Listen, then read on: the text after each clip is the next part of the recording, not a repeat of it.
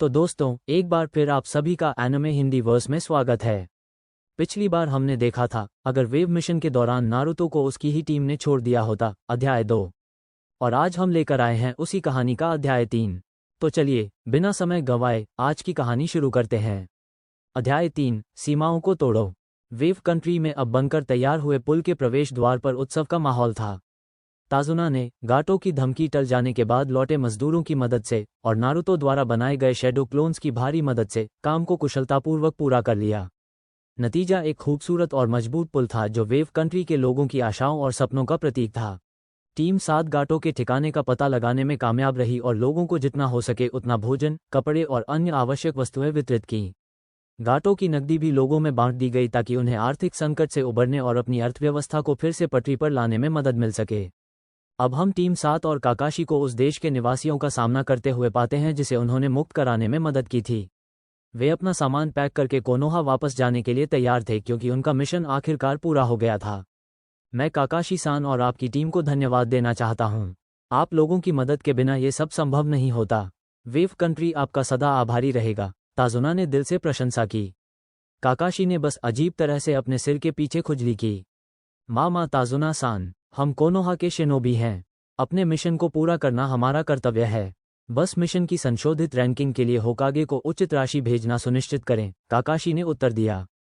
क्या आपको सच में जाना ही है नारुतो नीचान?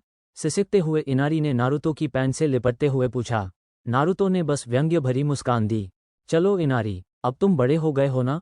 तुमने अपनी माँ और अपने देश की रक्षा की। मुझे पता है कि भविष्य में तुम बहुत अच्छा करोगे। अगर कभी मेरा कोई मिशन यहाँ से गुजरा तो मैं तुमसे मिलने जरूर आऊँगा, नारुतो ने कोमल मुस्कान के साथ जवाब दिया। किसने सोचा था कि इतना नखरेबाज और चिड़चिड़ा छोटा लड़का उससे इस तरह दिल खोलकर बात करेगा? ये जानकर उसे बहुत खुशी हुई कि वह दूसरों की इस तरह मदद कर सकता है।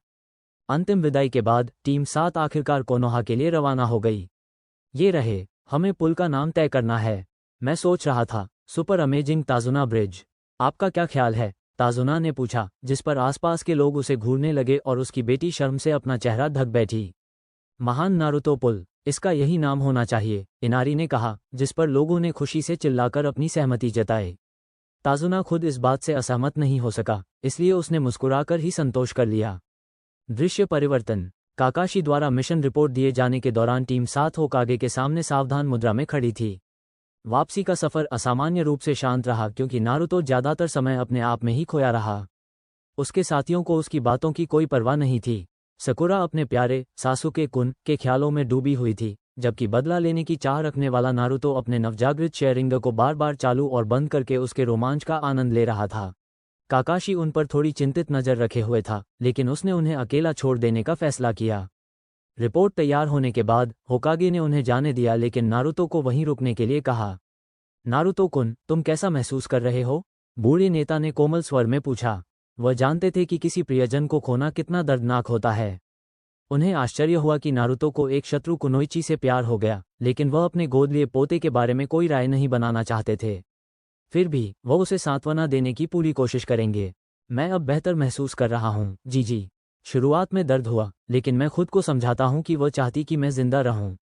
दर्द अभी भी है, लेकिन इससे मुझे दिन गुजारने में मदद मिलती है, नारुतो ने उदास मुस्कान के साथ जवाब दिया। सैंडाइम ने बस सहमति में सिर हिलाया। नारुतो कुन, अभी तो बस इतना ही कहना था। अगर कभी बात करनी हो तो मेरा दरवाज़ा हमेशा खुला है, होकागे ने सलाह दी। नारुतो ने धन्यवाद में सिर हिलाया। धन्यवाद जी, मैं कभी इस बारे में सोचूंगा। लेकिन अब मुझे घर जाना है। सफ़र लंबा रहा है और मुझे अपने घर की याद आ रही है, नारुतो ने जवाब दिया। होकागे ने सहानुभूति से मुस्कुराते हुए नारुतो को जाने का इशारा किया। दृश्य परिवर्तन। मुझे आश्चर्य है कि तुमने उस पर गुस्सा नहीं किया और उससे जवाब नहीं मांगा। इससे भी ज़्यादा महत्वपूर्ण बात यह है कि मुझे थोड़ा आश्चर्य है कि उसके द्वारा तुमसे छुपाई गई सभी बातों और बोले गए सभी झूठों को जानने के बाद भी तुम उससे उसी तरह बात कर सकते हो। घर पहुंचते ही जैसे ही उसने अपना बैग नीचे रखा, क्यूबी की आवाज़ उसके दिमाग में गूंज उठी। इससे कुछ हासिल नहीं होगा, सिवाय इसके कि यह पता चल जाएगा कि मुझे किसी तरह गोपनीय जानकारी पता है। मैं चाहे कितनी भी बार उसके सामने सच बोल दूं, वो मुझे सच नहीं बताएगा। ऐसा करने से यह सवाल उठेगा कि मुझे ये जानकारी कैसे मिली। इससे वे आपकी गोपनीयता भंग कर सकते हैं और मैं ऐसा नहीं चाहता। बेहतर है कि मैं इसे अपने तक ही रखूं। अगर वे मुझ पर उस जानकारी के लिए भरोसा नहीं कर सकते तो मैं भी उन पर अपनी जानकारी के लिए भरोसा नहीं कर सकता। मैं यथास्थिति बनाए रखूंगा। ऐसा लगता है कि वह मेरे माता पिता और मेरे बारे में जानकारी मुझसे छुपाने पर तुला हुआ है, किसी अजीब तरीके से, जिसे उसने खुद को यकीन दिला दिया है कि यही एकमात्र तरीका है। मुझे ये समझ नहीं आता। कहते हैं कि अच्छे इरादों से ही नरक का रास्ता बनता है, क्यूबी ने व्यंग्यपूर्वक कहा। वाह क्यू-चान, तुम तो बड़ी दार्शनिक हो, है ना? नारुतो ने चिढ़ाते हुए कहा। मन ही मन उसे झुंझलाहट में आह भरते हुए महसूस किया। मुझे लगा था कि अब तुम ज्यादा समझदार हो गए होगे, लेकिन तुम सच में एक असहनीय नखरेबाज बच्चे हो, क्यूबी ने झुंझलाहट में टिप्पणी की, जिससे नारुतो के चेहरे पर चौड़ी मुस्कान आ गई। तुम जानती हो कि तुम मुझसे प्यार करती हो, क्यू-चान, नारुतो ने कहा। खुद को यही समझाती रहो, बदतमीज बंदरिया, और आखिरी बार, मुझे क्यू-चान कहना बंद करो। उसने शायद 100वीं बार बहस की। उसके डिब्बे को बस उसकी फर के नीचे घुसने की एक अजीब सी आदत थी। खैर, मुझे पालन करने के लिए एक कारगर प्रशिक्षण कार्यक्रम तैयार करने की जरूरत है, नारुतो ने सोचा। ओह, मुझे अनदेखा मत करो, उसने विरोध किया। चुप रहो क्यू-चान, मैं यहाँ योजना बना रहा हूँ। तुम्हारी स्त्री संबंधी समस्याओं से हम बाद में निपट लेंगे, नारुतो ने कहा, जिससे क्यूबी इनकार करते हुए अस्पष्ट रूप से बड़बड़ाने लगा। ज़बुज़ा और हाकू-चान के जमा किए हुए भंडार की बदौलत हमारे पास काम करने के लिए बहुत कुछ है, लेकिन हमें अभी भी थोड़ा और विस्तार करना होगा। मैं अपनी चक्र प्रकृति का पता लगाना चाहता हूँ। मेरे पास फूटन और सुइटन निंजुत्सु के बारे में पर्याप्त जानकारी है, इसलिए यदि मेरे पास इनमें से कोई भी प्रकृति है तो मैं आगे बढ़ सकता हूँ। ज़बुज़ा के पास बहुत सारे केनजुत्सु स्क्रॉल भी थे, साथ ही उसने जो अलग अलग तलवारें छोड़ी हैं उनमें से शायद मुझे कोई ऐसी मिल जाए जो मेरे लिए उपयुक्त हो, या मैं उनमें से कुछ को पिघलाकर एक नई तलवार बनवा सकता हूँ। सौभाग्य से वे चक्र संवाहक धातु हैं, इसलिए यह मेरे लिए एक फायदा है, नारुतो ने सोचा। तुम्हें अपने चक्रा नियंत्रण को भी उचित स्तर तक लाना होगा। वृक्ष पर चलने का अभ्यास करने के बावजूद तुम्हारा नियंत्रण बिल्कुल बेकार है। ज़बुज़ा के ग्रंथों में तुम्हें जल पर चलने का अभ्यास मिला था, और तुम्हारे साथियों के ग्रंथों में कुनाई और सेनबोन को संतुलित करने का अभ्यास भी है, जिससे तुम्हारा स्तर बढ़ सकता है। तुम कठिनाई बढ़ाने के लिए इनमें से कुछ अभ्यासों को मिलाकर भी अभ्यास कर सकते हो, जिससे परिणाम बेहतर होंगे। कहा जाता है कि वृक्ष प्रेमी की पोती का सभी तात्विक राष्ट्रों में सबसे अधिक चक्रा नियंत्रण था। तुम्हें उसके प्रशिक्षण अभ्यासों के बारे में जानकारी प्राप्त करने का प्रयास करना चाहिए, साथ ही एरियोनिन के अभ्यासों के बारे में भी, क्योंकि उनमें आमतौर पर पूर्ण नियंत्रण की आवश्यकता होती है। क्यूबी ने सुझाव दिया। रुको, क्या तुम सेंजू सोनाडे की बात कर रहे हो? महान सन्निनों में से एक। मैं जीजी से पूछ सकता हूँ, लेकिन मैं नहीं चाहता कि वो या उसका कोई चमचा मेरी ट्रेनिंग में दखल दे। और मुझे शक है कि अस्पताल मुझे उनके ट्रेनिंग के तरीके देखने देगा, नारुतो ने कहा। क्यूबी ने अपना माथा पकड़ लिया। तुम्हें इजाज़त की ज़रूरत ही क्यों पड़ेगी? तुम शिनोबी हो या नहीं? बस चुपके से अंदर घुस जाओ और लिख लो। अगर तुम्हारी इस बेवकूफ़ हरकत में कोई एक चीज़ अच्छी थी तो वो थी छुपकर घुसपैठ करना। क्या तुम वही बदमाश नहीं थे जिसने होकागे टावर में घुसकर इस गांव के सबसे कीमती खजानों में से एक निषिद्ध मुहर का स्क्रॉल चुराया था, और किसी को बहुत बाद तक पता भी नहीं चला था? तुम ये भी भूल गए हो कि तुमने इस गांव के प्रमुख कुलों, जिनमें सर्वज्ञानी युगा भी शामिल है, के साथ शरारतें की थीं, और साथ ही एएनबीयू मुख्यालय में घुसपैठ करके शरारतें भी की थीं, जो कि सबसे ऊंचे दर्जे के जोनिन के लिए भी पूरी तरह गुप्त जगह है, और वह भी चमकीले नारंगी रंग के जंपसूट में। तुम ज्यादातर समय सिर्फ उस चेहरे पर निशान वाले आदमी की वजह से पकड़े गए, और वो भी इसलिए क्योंकि वो तुम्हें ढूंढ रहा था, क्योंकि तुमने क्लास बंक की थी। अब तुम लगभग पूरी तरह से आज़ादी से घूम सकते हो, और तुम्हारे पास नकारात्मक भावनाओं को महसूस करने की क्षमता भी है, इसलिए तुम बिना पकड़े गए आसानी से इधर उधर जा सकते हो। यही तरीका उस शिनोबी पुस्तकालय के साथ भी अपनाओ। अगर वे तुम्हें अंदर नहीं जाने देते तो चुपके से अंदर जाओ और जो चाहो ले लो, क्यूबी ने तर्क दिया। नारुतो उसकी प्रशंसा सुनकर मन ही मन मुस्कुराया, अपनी कुछ सबसे बड़ी जीतों की यादों में खोया हुआ। लगता है मैं ये भूल ही गया था। मैं हीरो बनने की कोशिश में इतना मशगूल हो गया था कि अपना पेशा ही भूल गया। उस अकादमी को कुछ करना चाहिए। वो हमारे दिमाग में राजकुमारियों को बचाने जैसी वीर गाथाएं क्यों भर रही है, लेकिन अब जब तुमने ये बात बताई है तो मैं बिना पकड़े आसानी से अंदर बाहर आ जा सकता हूँ। कागे बुनशिन नो जुत्सु यहाँ बहुत काम आएगा। मैं एक आम शरारत से ध्यान भटका सकता हूँ, एएनबीयू को दूर कर सकता हूँ, और मेरे क्लोन चुपके से अंदर जाकर मेरी ट्रेनिंग के लिए ज़रूरी चीज़ें लिख सकते हैं। वाह, बढ़िया प्लान है। और ज़बुज़ा के खजाने से मिले नए कपड़ों की वजह से जब मैं काले कपड़े पहनूंगा तो और भी आसानी होगी। वाह, ये तो कमाल होने वाला है। वह खतरनाक तरीके से हंसा। लेकिन पहले मुझे अपनी चक्र प्रकृति का पता लगाना होगा ताकि मुझे पता चल सके कि मुझे क्या चाहिए। क्या तुम्हें वो कागज़ के चौकोर टुकड़े याद हैं जो तुम्हें उनके सामान में मिलते थे? अगर मुझे सही याद है तो इंसान उन्हें चक्र पेपर कहते हैं। अगर तुम उसमें चक्र प्रवाहित करते हो तो उसकी प्रतिक्रिया के आधार पर तुम्हें अपना स्वभाव पता चलता है। अगर वो जलता है तो तुम्हारा स्वभाव अग्नि है। अगर वो गीला हो जाता है तो तुम्हारा स्वभाव जल है।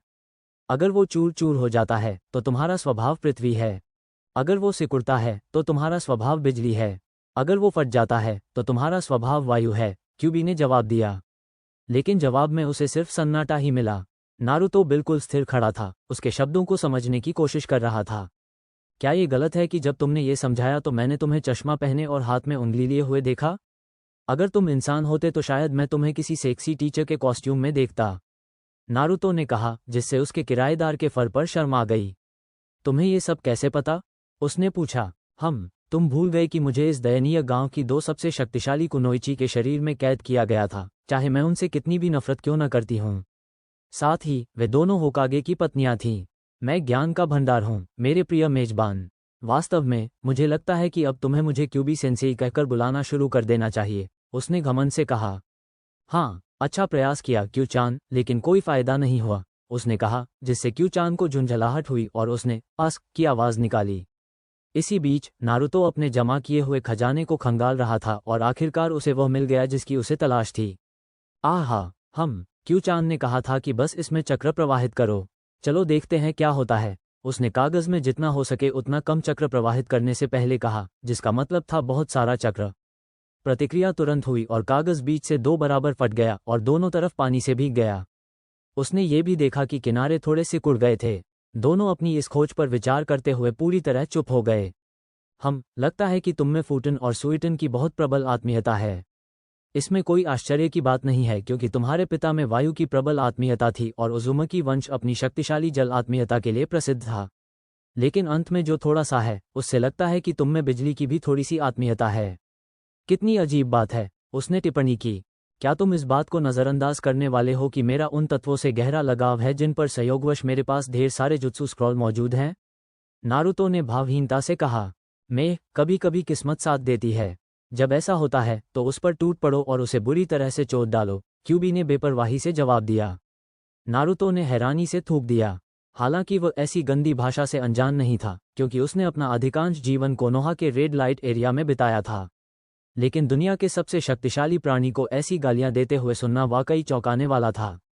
मैंने वेश्यालय में उन प्यारी नी चांस के साथ काफी समय बिताया है, इसलिए मैं इसका मोटा मोटा मतलब यह निकाल सकता हूं कि जब चीजें आपके पक्ष में हों तो उनका पूरा फायदा उठाओ, है ना? नारुतो ने पूछा। लड़के को इनाम दो, अब शिकायत करना बंद करो।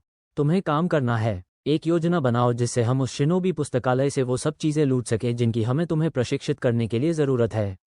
अस्पताल जाने से पहले ये काम कर लो क्योंकि हो सकता है कि तुम्हें वहां वो उन्नत चक्र नियंत्रण अभ्यास मिल जाएं जिनकी हमें तलाश है। अगर नहीं मिले तो तुम अस्पताल को लूट सकते हो। साथ ही तुम्हें बहुत सारे खाली स्क्रॉल और कुछ सील करने वाले स्क्रॉल भी ले आने चाहिए। लोगों को पता चल जाएगा कि कुछ गायब है। तुम्हारे क्लोन का इस्तेमाल करके हम जरूरत की हर चीज की कॉपी बना लेंगे और फिर वहां से निकलने से पहले उन्हें सील कर देंगे, क्यूबी ने सलाह दी, इससे पहले कि उसे कुछ याद आया। क्या तुमने अभी अभी मुझे इशारों में एक वेश्या से तुलना की? अच्छा विचार है क्यू-चान। इसका मतलब है कि मैं शरारत करने की अपनी योजना को कुछ समय के लिए टाल सकता हूँ। खैर, इसे मैं याद रखूंगा, अगर कभी जरूरत पड़े तो काम आ जाएगा। पहले मैं कुछ दिन पुस्तकालय का जायजा ले लूंगा ताकि मुझे उसका सामान्य लेआउट और सुरक्षा व्यवस्था, अगर कोई हो तो, पता चल जाए। नारुतो ने जानबूझकर उसके सवाल को नजरअंदाज करते हुए जवाब दिया, जिससे क्यू-चान को बहुत गुस्सा आया। दृश्य परिवर्तन। नारुतो कोनोहा लौटे 3 दिन हो चुके हैं। इस दौरान टीम 7 अपने रोजमर्रा के कामों में जुट गई। सुबह काकाशी सेंसेई का इंतजार करते हुए 3 घंटे बर्बाद करने के बाद वे एक डी रैंक मिशन पर जाते और फिर प्रशिक्षण के साथ अपना सेशन खत्म करते जिसमें टीम वर्क की प्रैक्टिस शामिल थी। नारुतो अपनी जिंदगी में लगा रहा। हालांकि कुछ छोटे मोटे बदलाव जरूर आए थे। एक तो वह पहले की तरह जोर से बोलने वाला और बातूनी नहीं रहा। उसकी टीम ने इस पर ज्यादा ध्यान नहीं दिया क्योंकि वे शांति के लिए शुक्रगुजार थे। उसने सकुरा के नाम के आगे चांद लगाना भी बंद कर दिया था और उससे डेट के लिए जिद करना भी छोड़ दिया था। सकुरा ने भी इस बात पर ज्यादा गौर नहीं किया क्योंकि वह सासुके की दुनिया में खोई हुई थी। यही बात सासुके के बारे में भी कही जा सकती है। वह अपने भाई की हत्या करने के ख्यालों में इतना डूबा हुआ था कि अब जब उसने अपना शेयरिंग अनलॉक कर लिया था तो उसे किसी और चीज की परवाह ही नहीं थी। अगर काकाशी ने इस बात पर ध्यान दिया भी तो उन्होंने कुछ नहीं कहा। उसकी टीम को यह नहीं पता था कि नारुतो के पास क्लोनों की एक सेना थी जो सबसे एकांत प्रशिक्षण मैदान में लगातार प्रशिक्षण ले रही थी। ये प्रशिक्षण मैदान 41 था, जो कुख्यात मृत्यु वन के ठीक बगल में स्थित था। उसने सुना था कि यह वीरान है, यानी यह अधिकांश लोगों के लिए सुविधाजनक स्थान नहीं था। उसने इस बात का फायदा उठाया और वहां कम से कम 300 क्लोन तैनात कर रखे थे, जिनमें से 100 जल चलने का अभ्यास कर रहे थे, 100 शुनशिन नो जुत्सु का अभ्यास कर रहे थे और शेष 100 कावारिमी नो जुत्सु पर काम कर रहे थे। हालांकि वह किसी भी जुत्सु को आजमाने से पहले अपने नियंत्रण का अभ्यास करना चाहता था, लेकिन शुनशिन के लाभ, जो किसी भी मुश्किल परिस्थिति से तुरंत निकलने या भागने में सहायक होते थे, इतने महत्वपूर्ण थे कि उन्हें नज़रअंदाज नहीं किया जा सकता था। उन्हें इस बात की खुशी थी कि उनके क्लोन सैनिकों की सेना को जल चलने की तकनीक में महारत हासिल करने में केवल 2 दिन लगे। अब वे बिना एकाग्रता भंग किए घंटों तक, यहां तक कि युद्ध की स्थितियों में भी, ये तकनीक कर सकते थे। यह एक छोटा कदम था, लेकिन फिर भी अच्छी प्रगति थी। इससे साबित हो गया कि कागे बुनशिन प्रशिक्षण पद्धति कारगर होगी। उन्होंने फैसला किया कि सेनबोन संतुलन पर काम करने से पहले वे कुनाई संतुलन का अभ्यास करेंगे। शुनशिन थोड़ा मुश्किल था, हालांकि वह इस जुत्सु को कर सकता है, लेकिन यह उसके मनचाहे स्तर तक नहीं पहुंचा है। उसने फैसला किया कि वह अपने क्लोनों को तब तक लगातार इसका अभ्यास करवाएगा जब तक कि यह लगभग सहज और बिना किसी बंधन के न हो जाए, जैसे कावारिमी। हालांकि उसका प्रदर्शन काकाशी जितना अच्छा नहीं है, फिर भी वह जानता है कि यह उसकी उम्र के अधिकांश लोगों से बेहतर है। वह तब तक इसका अभ्यास जारी रखने की योजना बना रहा है जब तक कि यह उसकी दूसरी प्रकृति न बन जाए। अपनी असाधारण प्रशिक्षण विधि के कारण वह कुछ ही दिनों में इन दोनों जुत्सु में महारत हासिल कर लेगा। शायद एक दिन यही उसकी जान बचाएगा। आज रात वो शिनोबी पुस्तकालय में सेंध लगाकर अपनी ज़रूरत की चीज़ें इकट्ठा करेगा। वो इस समय अपने अपार्टमेंट की ओर लौट रहा था और कुछ सोच ही रहा था कि तभी उसने अपने किराएदार को बोलते सुना, मैंने देखा कि तुमने आज फिर से अपनी प्यारी साकुरा चान को डेट पर नहीं बुलाया, उसने चिढ़ाते हुए कहा। हालांकि उसकी बातों में थोड़ी उदासी झलक रही थी, इसलिए वो तुरंत गंभीर हो गई। मुझे लगता है तुम सही कह रही हो, लेकिन वेव पर जो हुआ उसके बाद मुझे नहीं लगता कि मैं अभी किसी रिश्ते में आने के लिए तैयार हूँ। वैसे भी हाकू चान एक फरिश्ता थी, वह दयालु, खूबसूरत और मददगार थी। उसकी तुलना सकुरा से करना एक तराशे हुए हीरे की तुलना गोबर के ढेर से करने जैसा है, नारुतो ने कहा। क्यूबी को अपने मेजबान के लिए थोड़ा दुख हुआ, लेकिन वह जानती थी कि उसे न तो उसकी और न ही किसी और की दया चाहिए। हालांकि उसके आखिरी बयान पर वह थोड़ी घबरा गई। मुझे लगता है कि तुलना हीरे और कोयले के बीच थी, न कि मल के बीच, उसने बताया। मुझे पता है, लेकिन ये कोयले का अपमान होगा, उसने जवाब दिया, जिससे वो हंस पड़ी। उस मिशन पर जाने से पहले तुम इस लड़की के प्यार में पूरी तरह डूबे हुए थे। अचानक ऐसा क्या बदल गया? उसने सवाल किया। क्या मैंने सच्चा प्यार अनुभव किया? अब मैं पूरी तरह से ठीक हो गई हूँ। मेरी सोच थोड़ी साफ है और मैं समझ सकती हूँ कि मैंने साकुरा से लगभग सहज रूप से ध्यान आकर्षित करने के लिए रिश्ता जोड़ा था। वेव मिशन से पहले मुझे पता ही नहीं था कि प्यार कैसा होता है। हाकू चान ने मुझे सिखाया। अकादमी के दौरान मैंने बस आम लोगों की नकल की। अकादमी की सबसे मुखर और लोकप्रिय लड़की होने के नाते मुझे लगता था कि अगर मैं उसे अपने साथ ले आऊंगी तो मुझे न केवल उसके द्वारा बल्कि उसके अनुयायियों द्वारा भी पहचान मिलेगी। इसके अलावा इससे मुझे ध्यान भी मिला, भले ही वह नकारात्मक था, मैंने जो मिल रहा था उसे ले लिया। लेकिन अब मुझे इस बात की परवाह नहीं है कि लोग मेरे बारे में क्या सोचते हैं, इसलिए उसकी राय का कोई महत्व नहीं है। साथ ही अब जब गुलाबी चश्मा उतर गया है तो मैं समझ सकती हूँ कि वह वास्तव में कितनी बेकार इंसान है। वह न सिर्फ शारीरिक और मानसिक रूप से कमजोर है, बल्कि उसमें कुछ गंभीर असुरक्षाएं भी हैं, और जब उसके प्यारे सासुके कुन ने उसे ठुकरा दिया था तब वह अपने अहंकार को बढ़ाने के लिए मेरा इस्तेमाल करती थी। मैं उसे कुछ और दिन का समय दूंगा ताकि वह समझ जाए कि अब मुझे उसमें कोई दिलचस्पी नहीं है। इससे शायद उसका पहले से ही नाजुक आत्मविश्वास और भी कम हो जाएगा। खैर, ये काकाशी की समस्या है, मेरी नहीं। मैं तो बस अपनी जिंदगी में आगे बढ़ूंगा, उसने समझाया।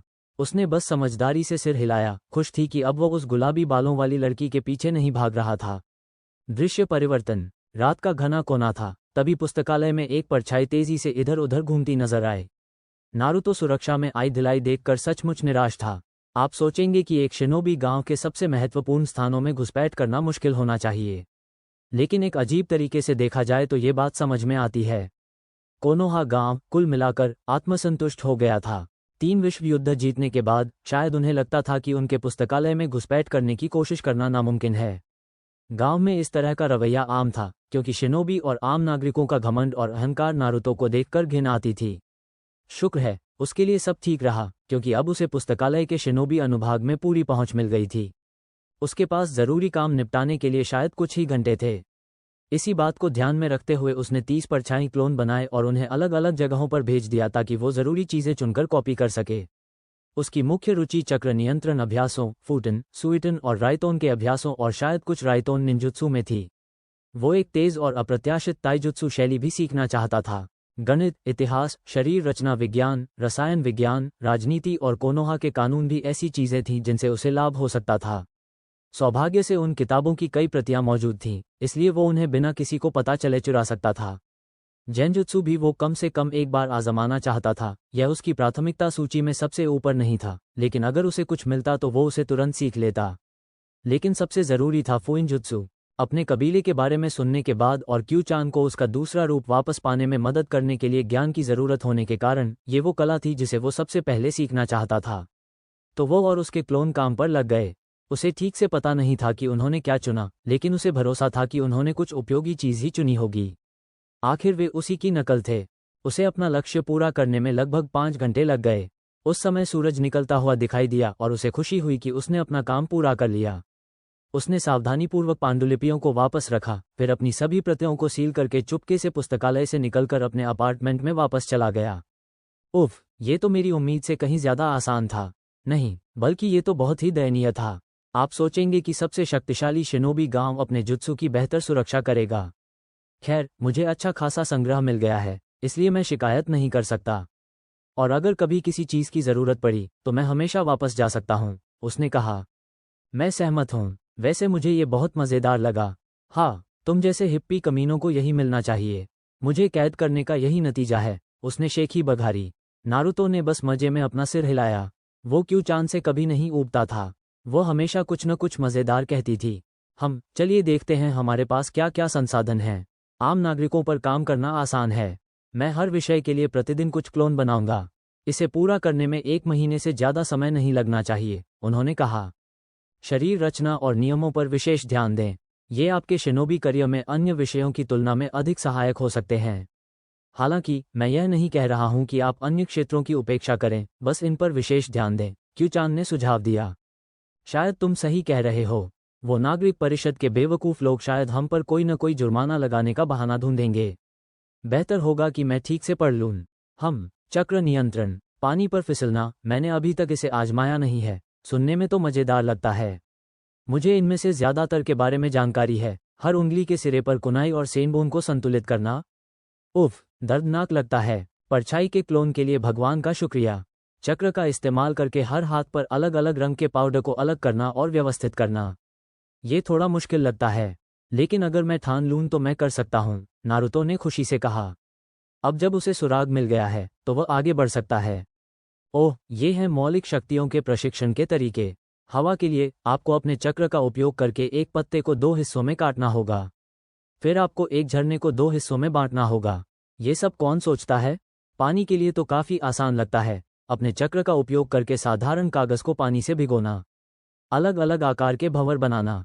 हे, ज्यादा बुरा नहीं लगता। बिजली के लिए मुझे बिजली की प्रकृति वाले चक्र से एक बल्ब जलाना होगा।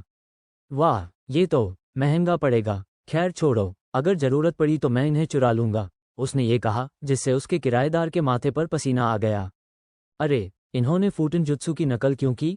मुझे तो इनमें से कुछ पहले से ही आते हैं। ये क्या है? निर्वात नियंत्रण, कितना दिलचस्प है, उसने फुसफुसाते हुए कहा। वो जो कुछ पढ़ा था उसी में खोया हुआ था। ये हवा को नियंत्रित करने की एक दिलचस्प शाखा थी। उसे पता था कि उसे इस स्तर तक पहुंचना ही होगा। ओह, उन्हें सच में एक जैनजुत्सु मिल ही गया। लगता है इसमें बहुत चक्रा की जरूरत होती है, पर यह तो मेरे बस की बात है। एक बार जब मेरा इस पर नियंत्रण आ जाएगा तो मैं इसका अभ्यास शुरू कर सकता हूँ।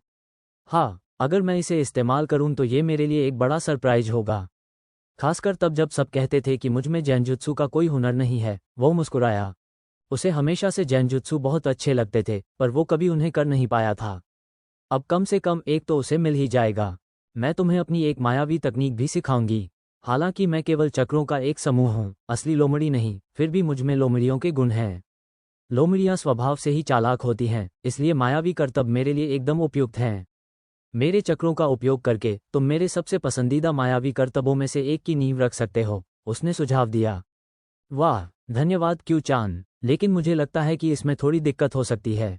मैं नहीं चाहता कि लोगों को पता चले कि मैं तुम्हारा चक्र इस्तेमाल कर सकता हूँ। इससे बहुत सारे सवाल उठेंगे।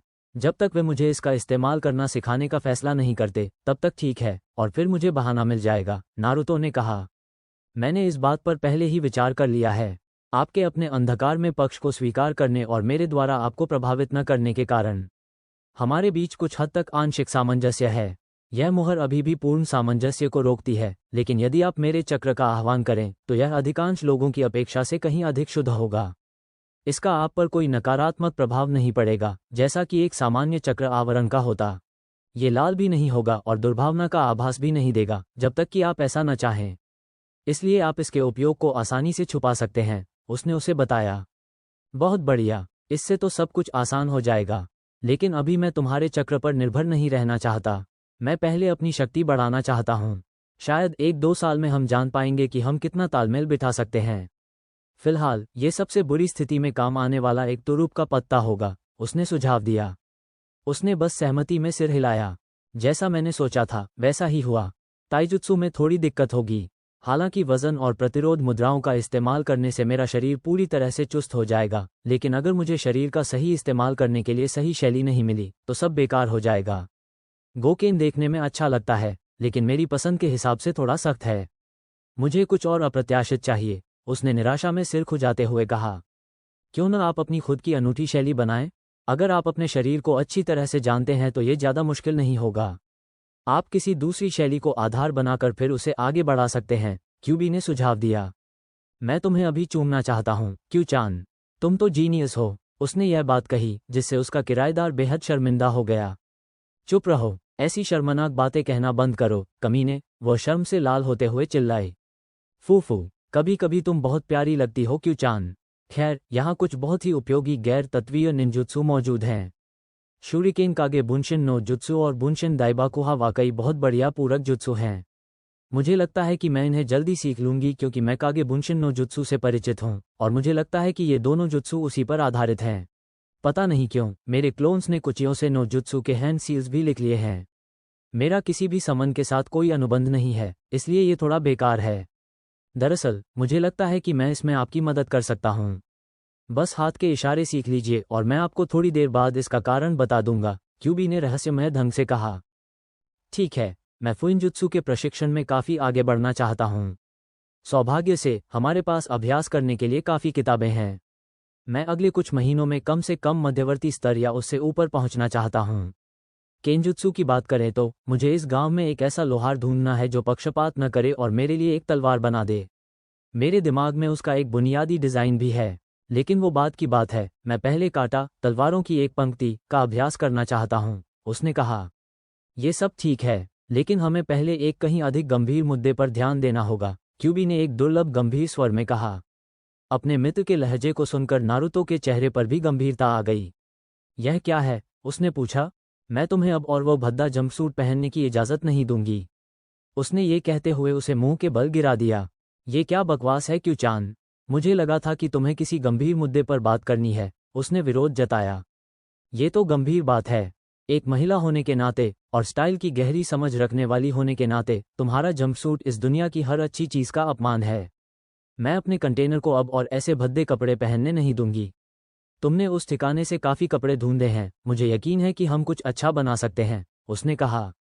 नारुतो ने अपने बिस्तर पर पड़े जंपसूट को देखा और उसके माथे पर पसीना आ गया। शायद क्यू-चान की बात सही है, उसने सोचा। उसने ज़बूज़ा के ठिकाने से उठाए हुए कपड़ों को खोला। काफ़ी सारे कपड़े थे और उसने महसूस किया कि उनमें से कुछ तो उसके नाप के भी नहीं थे।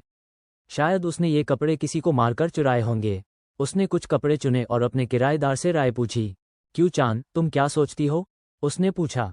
बुरा नहीं है, इसमें चलने फिरने की काफ़ी आज़ादी है और ज़रूरत पड़ने पर यह आसपास के माहौल में घुल मिल भी जाता है। वैसे मुझे लगता है कि पारंपरिक कपड़े तुम पर ज़्यादा अच्छे लगेंगे।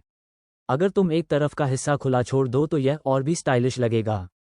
कमर पर एक सुंदर कमरबंद बांध लो तो लुक पूरा हो जाएगा। नीचे बने बर्फ के टुकड़े भी तुम्हारे साथी को एक अच्छी श्रद्धांजलि हैं।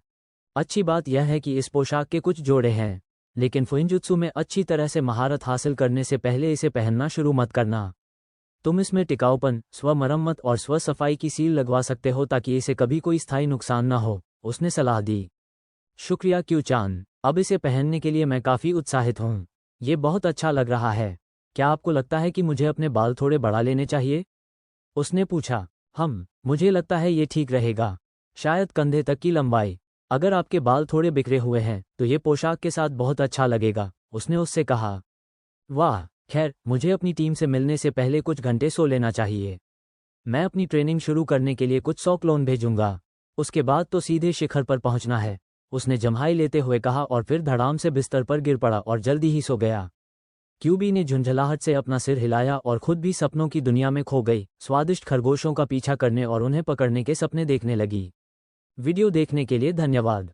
अगर पसंद आया हो तो लाइक करें, सब्सक्राइब करें और कमेंट जरूर करें। बेल आइकन ऑन करना मत भूलिए और मेरे बाकी वीडियो भी जरूर देखें।